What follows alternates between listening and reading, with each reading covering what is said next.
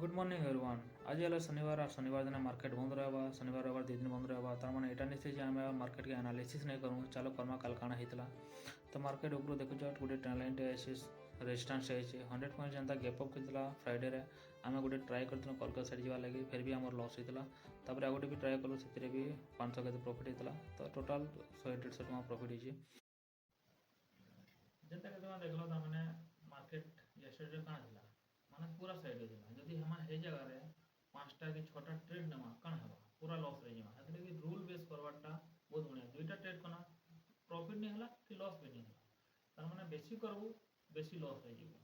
बार बार entry करबो loss हेबा तो काल का जेन माने करिथि बेसी ट्रेड से माने श्योर लॉस रही जीवो यदि तुम एंता वीडियो देखवा ले चाहो मोर वीडियो के पसंद करूछो लाइक शेयर सब्सक्राइब करो बुझलो और तुम यदि केन बाबरे जानवा ले चाहो जेनथि क्रिप्टो बाबरे जानवा ले चाहो किसी तार माने तुम डाउट रोची मते कमेंट करो मैं तुमको सब डिटेल्स क्लियर देबे सेपरेट वीडियो भी बनेबे आज लगे